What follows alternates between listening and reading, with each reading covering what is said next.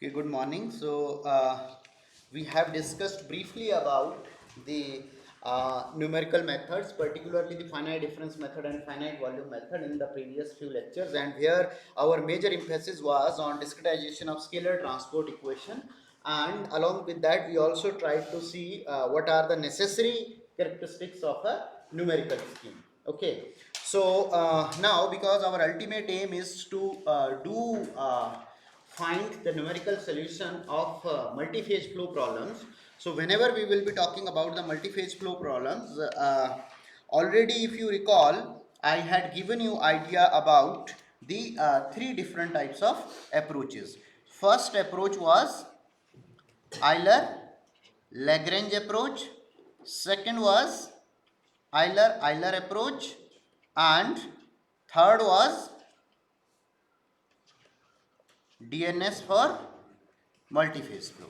Okay, so these three approaches. So if you recall, the first approach, in the first approach we were mainly interested in whenever we were having a continuous phase and a dispersed phase, particularly at low concentrations. Okay, then we go for Euler-Lagrange flow, like in case of dilute phase pneumatic conveying, okay, or homogeneous slurry transport. Okay, in these situations we go for Euler-Lagrange approach. Then the second situation is Euler approach. So in Euler approach, if you recall, one example I had given where there was a water filled and from the bottom we were actually bubbling the air, and then that air was actually moving through the column. So whenever air was moving through the column, our interest was not in understanding and defining the shape of each and every bubble particle, but our interest was in gross parameters like volume fraction of the air. So there we go for Euler simulation. And third situation I had shown where I was having a tube which was filled with water, and there was some air bubble which was rising in upward direction. So while the bubble was rising in upward direction, we had made our grid structure in such a way so that we can perfectly define the boundary in between the bubble and the surrounding fluid. Okay, and whenever bubble was deforming, we were able to easily capture its interface evolution. Okay, so now uh, of course, whenever we will be dealing with these two type of simulation approaches, particularly in Euler approach, here we will be dealing like two fluid model approach, where or separated flow model approach, where we will be having actually one fluid modeled using one type of equation governing one set of governing equation, and other fluid is modeled using other set of governing equations, and in between these two, through interaction terms, we are actually applying the conditions. Okay, and Euler-Lagrange for continuous phase, we solve the Navier-Stokes equations if it is Newtonian, and for dispersed phase we have to solve the equation of motion for a particle. Okay, and whenever we will be talking about DNS, so of course here our interest will be to exactly define the interface, and if we have to exactly define the interface, then in this scenario our numerical scheme first should have mathematical provisions to define interface. Is this point clear?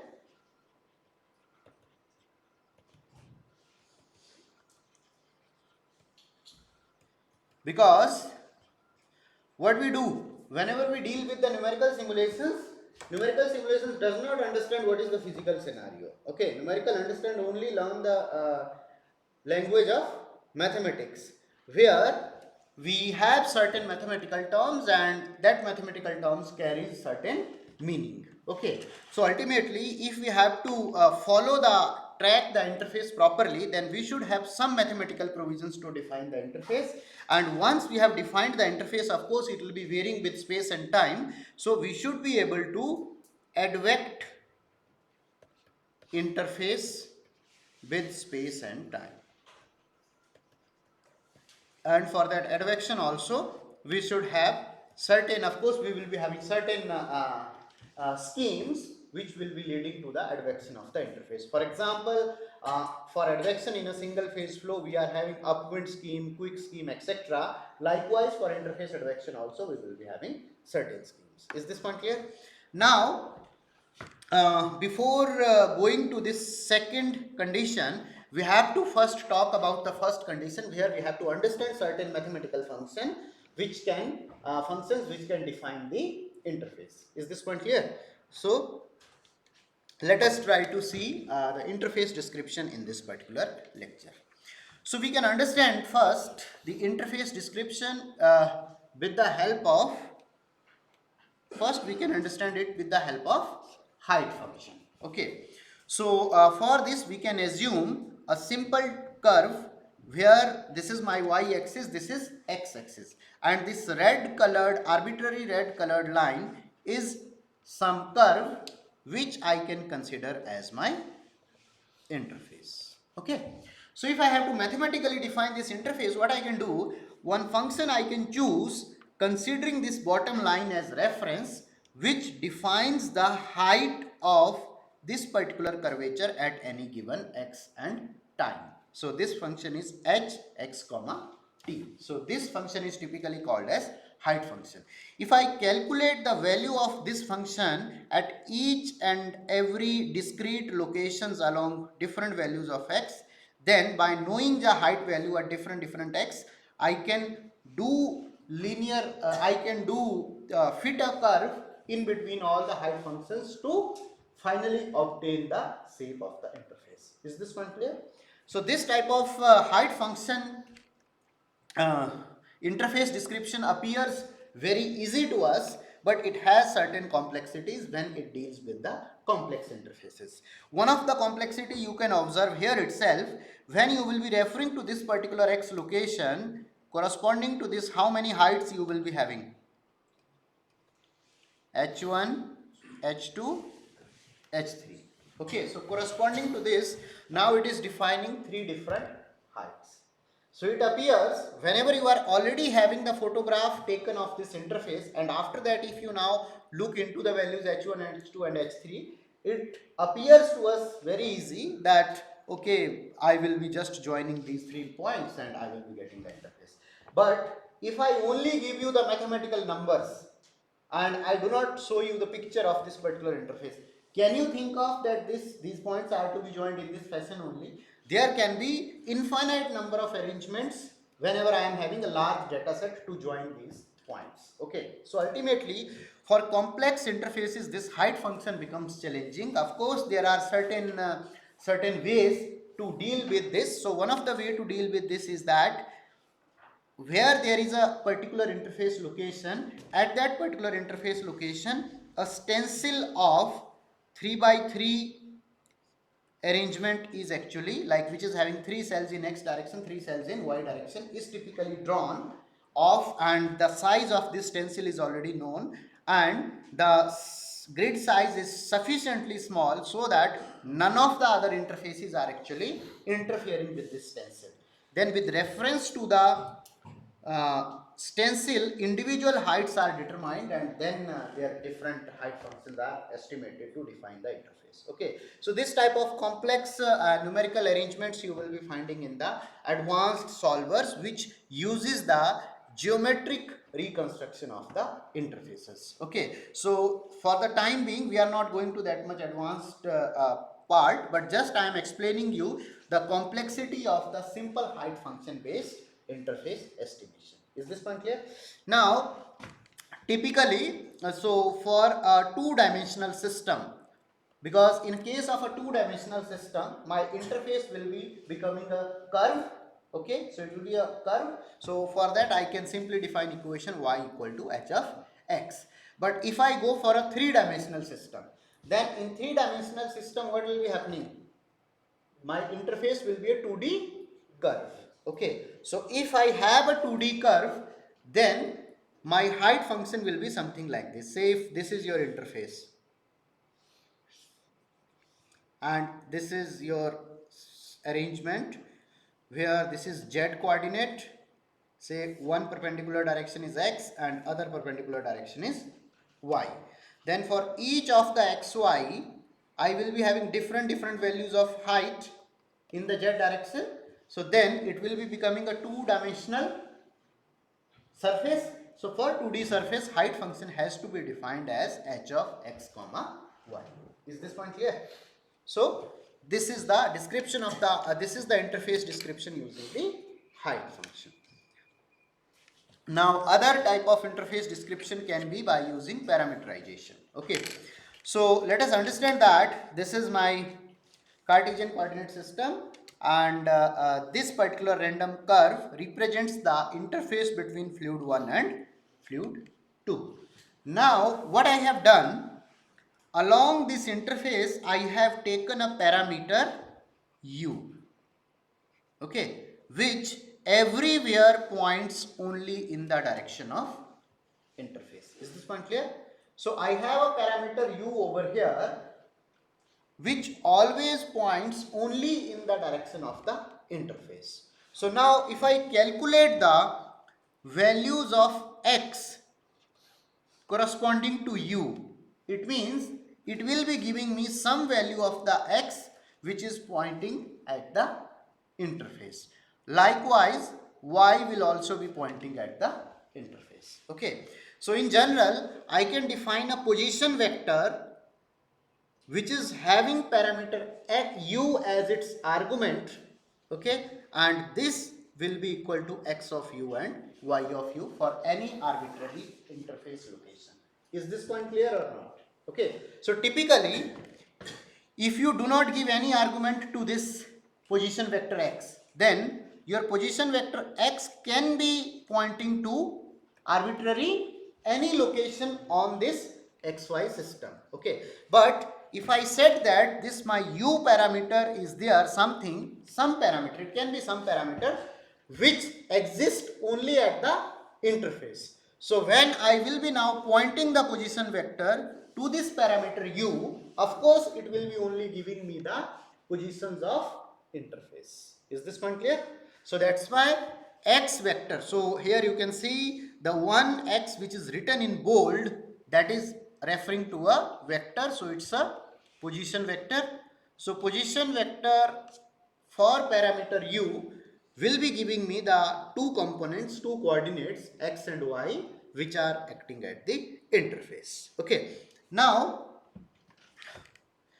whenever I have a curve, okay, for curve, three vectors are very, very important. One vector which points in a direction tangent to the curve. Second vector is the one which points in a direction normal to the plane, normal to the curve, but exist in the plane of the curve. And there can be third vector which is again normal to this point, but exists in a plane which is normal to the plane. So these t and n are two vectors, one is tangent, one is normal, and one vector I can also consider which is pointing in the direction normal to the board. Is this point clear? So typically a curve is having these three important vectors associated. Now what does these three vectors does? So typically you can see that what does this vector is called, which is out of the board. That particular vector is called as binormal vector. Okay, so this n is typically called as normal vector, and the another normal vector which is normal to the point but is in the at an angle of 90 degree to the plane, that vector is called as binormal vector. Okay, so typically we have to see that whenever I will be going to different points on the curve, the orientation of all these vectors will be changing. Okay, the orientation of all these vectors will be changing. But if I consider that my curve is only existing in a single plane, if I say that my curve is only existing in a which plane? Single plane, then the orientation of binormal vector will be remaining fixed. There will not be any change in the binormal vector. Is this point clear? Now, how to calculate tangent vector? So if I know that x is my position vector, x bar of u, and if I try to take the derivative of the position vector in the direction of parameter, that gives me nothing but the slope of the curve, and ultimately it gives me the tangent vector. Is this point clear?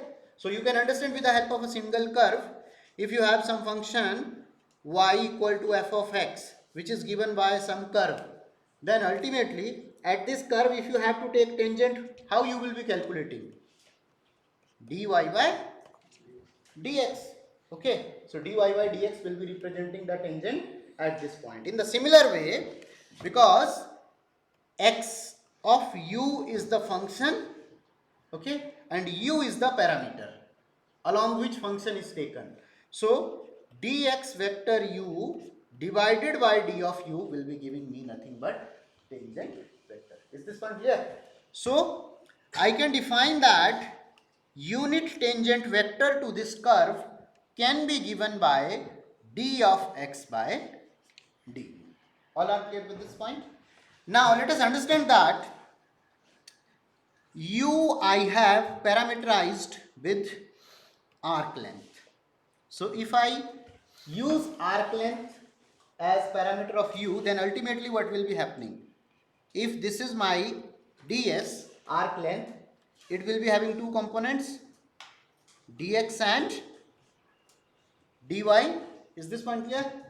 And ds square will be equal to dx square plus dy square. All are clear with this point? Okay, so if I take a small arc on this curve, any small arc on this curve, so this will be typically always be having two components, dx and dy, and square of dx and dy will be representing the square of the ds. Okay, so what I can do, I can say over here that at the moment I did not define what is my parameter u. I just said a random statement that u is an arbitrary parameter which is acting only along the interface. So at this moment what I can say that if my arc length is also aligned along the interface and can be represented in terms of position vector, then I can say that ds is my parameter u. Is this point clear? If ds is my parameter u, then tangent vector will be simply becoming dx by ds. Okay? All are clear with this point? And now, one important point, if my, this is the tangent vector, normal vector will be always at an angle of 90 degree to the tangent vector. Okay, so if these are at 90 degrees to each other, then the dot product of unit tangent vector and unit normal vector has to be equal to, these has to be equal to 0. Two vectors which are at normal 90 degree to each other, their dot product will be involving cos theta. So cos 90 will be equal to 0. Okay. So it means that if tangent vector is having two components t1 and t2, what will be the components of normal vector? The components of normal vector has to be t2 minus t1, then only I will be getting dot product equal to 0. Is this point clear?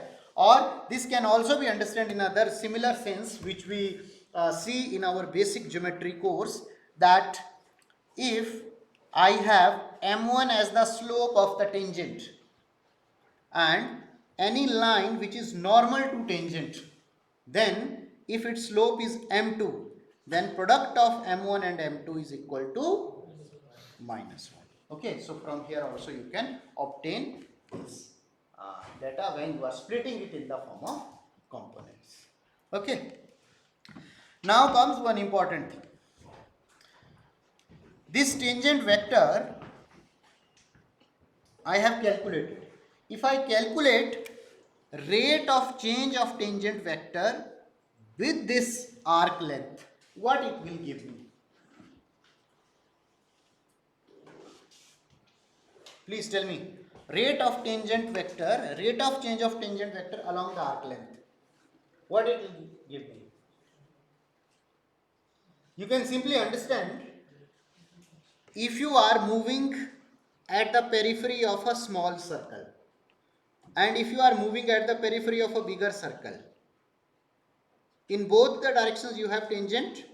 Here also you have tangent, almost pointing in the similar direction, but the rate of change of tangent vector whenever you are moving through certain angle will be large for the smaller circle, because here you are having lesser distance. On a larger circle the distance covered is more, that's why rate of change of tangent will be less. Is this point clear? So what does rate of change of this tangent is representing? So here you can see, whenever you are working in a smaller circle, rate of change is less and the radius of this circle is also less. Whenever you are moving in a larger circle, the rate of change, here rate of change is more and radius is small. Okay. What is reciprocal of the radius? Curvature. So curvature is nothing but, which is defined by kappa, that is nothing but equal to 1 upon radius of curvature. So whenever you have a smaller circle, their rate of change of tangent is actually large. Okay, so it means that the curvature of that circle is high. On the other hand, whenever you have a larger circle, corresponding to that, your rate of change of tangent with the arc length is small, and corresponding to the larger radius, if you calculate your curvature, that will be actually small. So it means that mathematically the rate of tangent along a curve gives you some quantity which helps us in defining the radius of curvature of that particular point. All are clear with this point? So for a circle it is easy to understand, but if you take a complex situation like this, if you take any complex profile, what will be happening? When tangent is at this point, you will be having some circle fitting over here. Whenever it is at this point, then you may have some circle fitting like this. Here some circle may be like this. So at each and every point, your radius of curvature will be keep on changing. Okay, so for a fixed circle, it is very clear that if I know already the radius, then it is easy for me to calculate the curvature. But whenever I will be having the complex shape, then at each and every point, if I fit the circle, that circle radius will be completely different. Okay, so geometrically it will be becoming extremely challenging task to draw the circle at each and every point in order to calculate radius of curvature. So we have a mathematical equation where the rate of change of tangent with the space is actually given, is giving me the value of curvature. Is this point clear? So if I have to define, it means that if I have to define curvature kappa at any point, then I will be simply taking the d by ds of the tangent vector. Is this point clear? And likewise, if I take d by ds of normal vector, then I get minus k into tangent vector. So these important formulas are called as Frenet-Serret formula. I am not going into the detailed mathematical derivation, but physically how these formulas can be related to the given mathematical description over here, that I have actually explained. Is this point clear? Now, if you have arbitrary any curve, you need not to fit circle at each and every point. If you know the tangent to that curve, if you take the derivative of tangent with s, you will be able to easily calculate the curvature. And why curvature is important? Curvature is extremely important for multi-phase flow situations, because we have to assign surface tension force at the interface between the two fluids, which is a strong function of or direct function of the curvature. So that's why if we have to do computations of multi-phase flow, we need to calculate the curvature. Now, if we do small mathematical manipulations, like if I take here n dot in both the sides of this equation, then what I will be getting? N dot in the left hand side will become unity. So curvature will become n dot into dt by ds. And this can also be written minus t dot into dn by ds if in the second equation I do take t dot on both the sides. Okay, so it is interesting to note that dt by ds, term dt by ds gives us the value of the curvature. However, this value of curvature is also linked with the normal direction to the interface. Okay, so depending upon normal direction to the interface, I can define the sign of the curvature. So here you can understand that if this is my fluid 1, this is fluid 2. Here also fluid 1 and this is fluid 2. Okay, so now this fluid 1 will be my reference fluid. Here you can see that if your curve is folding in such a way so that the normal is pointing towards the fluid 2. So it is pointing towards the secondary fluid. Fluid 1 will be always my which type of fluid? Reference fluid or primary fluid. Okay. So if my curve is folding in such a way so that the outward normal vector is pointing towards the secondary fluid, then we will be considering our curvature as less than 0 or negative curvature. Okay, and this is just a sign convention because ultimately what we need to do, we need to fix some sign convention. It may happen that in a single simulation domain at one point of time I have this type of shape, at other point of time I may have this type of shape. So if there is this type of shape, then outward normal here and outward normal here may be different, pointing in different direction of the curve folding. Okay, so ultimately we need to follow some specific sign conditions so that we can be consistent throughout the interface estimations. Okay, so to do so, what we are doing, when the direction of curve fold and the normal vector are opposite, then we are considering curvature to be negative, and when the direction of curve fold and the normal vector are in same direction, then curvature is considered to be positive. Okay.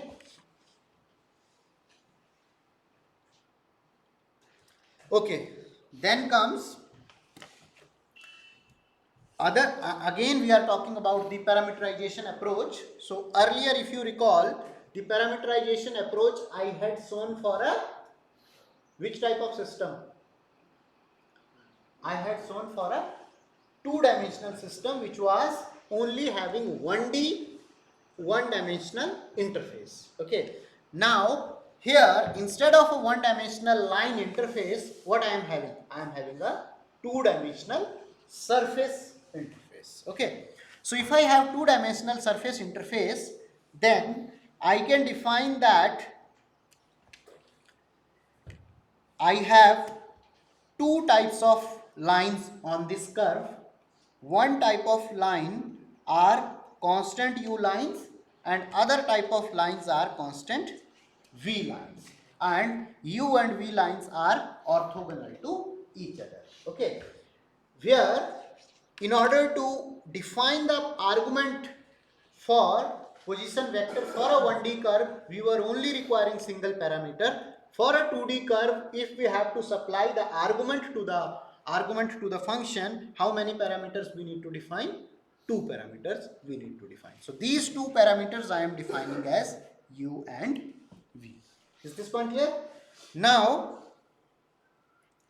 any vector which is pointing in the direction of u, that's a position vector along u, and vector which is pointing in the direction of v, that's a position vector along v.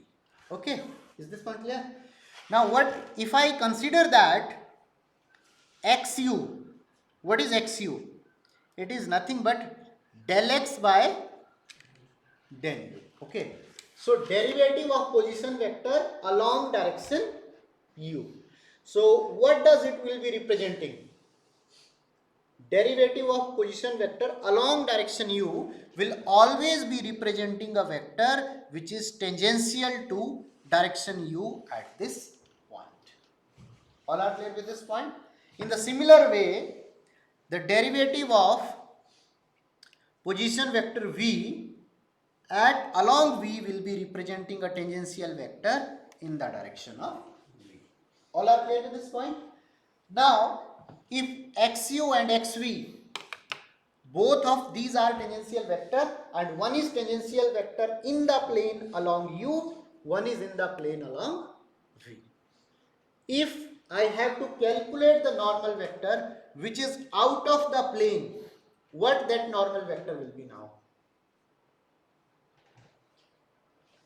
If I know two vectors which are at 90 degree to each other, by doing the cross product, can I define the third vector which is normal to both of them? Okay, is this one clear? So, here that is what I have done. Xu cross xv is the cross product which should give me the normal vector, but I am not interested in normal vector, but I am interested in unit normal vector. So that's why in the denominator, the magnitude of this cross product I am actually dividing. All are clear with this point? So you can understand that whenever you have a 2D surface means you are folding it like this. Then one vector is going in this direction, which is tangential, one vector is going in this direction, these are also tangential. But what will be its outward normal? Its outward normal will always be out of the plane. So if I have to calculate this outward normal, then this vector and this vector I am utilizing and I am taking their cross product to calculate the outward normal. Okay. So that is how I have calculated n. Because ultimately, you have to understand this important point. Ultimately, whenever I will be calculating the what? Whenever I have to calculate the curvature, then curvature has to be estimated along this direction. So that's why I have to calculate this normal vector n first, and with the help of this, if I now calculate the curvature, that comes out to be minus surface gradient of unit normal vector. Is this point clear or not? You have to understand what I defined earlier, curvature. Earlier I defined curvature that it is nothing but representing the rate at which tangent vector is changing along the position. Okay. Now how many tangent vectors I am having? Because it's a 2D curve, so I am having two tangent vectors. One is this tangent vector and other is this tangent vector. So I have either what I need to do, I need to define the rate of change of tangent vector along direction u, that will be giving me one curvature. Then I have to define the rate of change of xv along direction v, that will be giving me the second curvature in two principal directions. If I take their average, then I will be getting the mean principal curvature. Is this point clear? Now, the mean principal curvature directly can also be calculated by simply taking the surface gradient of the normal vector. Why surface gradient of the normal vector? Because surface gradient means we are applying gradient on entire surface, and normal vector is a representative of the two tangent vectors, because it is estimated based on the estimation of two tangent vectors. Okay, so that's why the process which will be involving first to calculate the tangent of this, that will be a complicated process, because I need to then along the interface I need to first form a hypothetical grid which is involving constant u and constant v lines. So that process will be becoming extremely challenging for its numerical implementation. So that's why what we do typically, whatever the unit normal vector we are having, we simply be taking its surface gradient. Okay, and later on, again I am not going into mathematical derivation. With the help of mathematical derivation, it can be proven that the mean principal curvature simply becomes equal to minus gradient of the normal vector. Okay, even the surface gradient also does not come into picture. So there are two more other descriptions, but let us not go into these details. We will be only referring to the ones which are actually required for us. Okay, is this point clear? Now third type of interface description can be with the help of a step function. What is step function? It is identical to the phase density function which we have seen in case of experimental techniques for estimation of void fraction. So what was phase density function doing? The fluid which we are taking into consideration, for that particular fluid it becomes 1, and in all other remaining portions it becomes 0. Likewise, the step function behaves in numerical methodology. So here you can see this is my xy plane. On this xy plane, if this is my interface, then this will be some fluid 1 and outside will be fluid 2. So wherever I am having the presence of fluid 1, there the value of this H will be equal to 1, and wherever I am having fluid 2, their value of H is equal to 0. So you can see that on a three-dimensional plane, H is equal to 0, this gray shaded portion, and this step over here is representing one height which is equal to 1. Is this one clear? Now, if I take a small volume element whose volume is dv dash, so of course its volume will be simply equal to dx dash into dy dash, because height is equal to 1. Height of the step function is equal to 1. So from here you can see that h of xy will be equal to volume integral delta x minus x dash delta y minus y dash into dv dash. Where what does this delta function represents? This delta function will be unity only for internal region. For external region it will be equal to 0.